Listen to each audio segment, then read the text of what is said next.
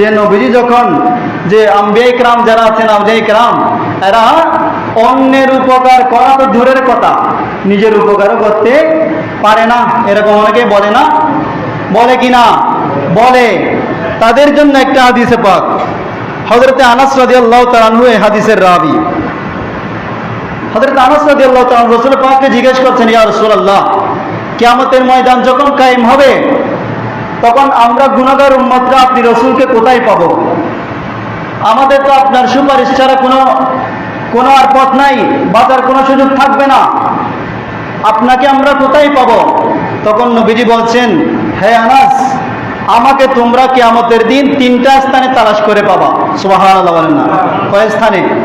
তিনটা জায়গার যে কোনো একটা জায়গায় আমি রাসূলকে তোমরা পাবা। নবীজি বলছেন যে একটা জায়গা হচ্ছে মিজান। একটা জায়গা কি?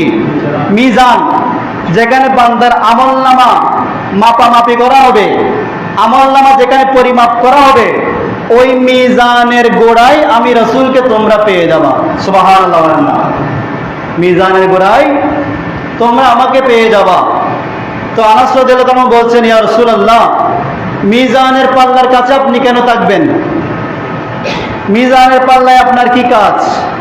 তখন নবীজি বলছেন, হে আনাস, আমি মিজানের পাল্লায় কেন থাকবো জানো?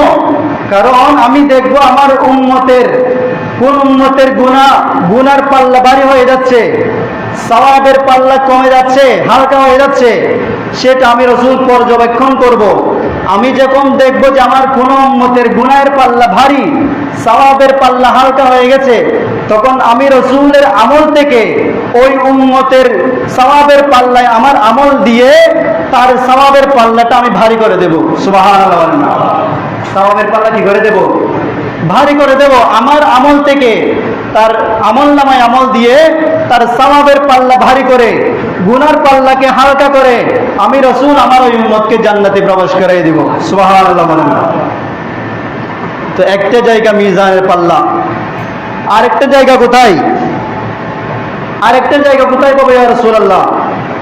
তখন নবীজি বলছেন, আরেকটা হচ্ছে হাউজে কাউসার। আরেকটা কি? হাউজে কাউসার। যে হাউজে কাউসারে পানি একবার পান করলে জীবনে আর কোনোদিন তৃষ্ণা লাগবে না। সুবহানাল্লাহ বলবেন না? জীবনে আর কোনোদিন কি লাগবে না? তৃষ্ণা লাগবে না। সে হাউজে কাউসারের পানিগুলা কেমন? বলা হচ্ছে মাউহু আসাদ্দু বায়াদাম মিনাল লাবান। হাউজে কাউসারের পানিগুলা দুধের চাইতে আরো বেশি সাদা, ওয়া আহলা মিনাল আসাল, এবং মধুর চাইতে আরো বেশি মিষ্ট। সুবহানাল্লাহ। দুধের চাইতেও কি সাদা, মধুর চাইতে আরো বেশি মিষ্টি পানি। এই হাউজে কাউসারের পানি যে একবার পান করবে, নবীজি বলছেন তার জীবনে আর কোনোদিন পানির পিপাসা লাগবে না। সুবহানাল্লাহ।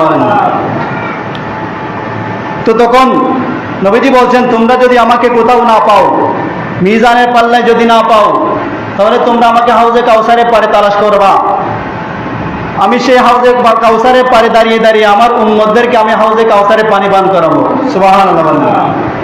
ইয়া রাসূলুল্লাহ, আপনাকে যদি হাউজে কাউসারের পারে না পাই তখন আর কোথায় তালাশ করব? তখন নবীজি বলছেন, আমাকে পুলসিরাতের পাশে তোমরা পেয়ে যাবা।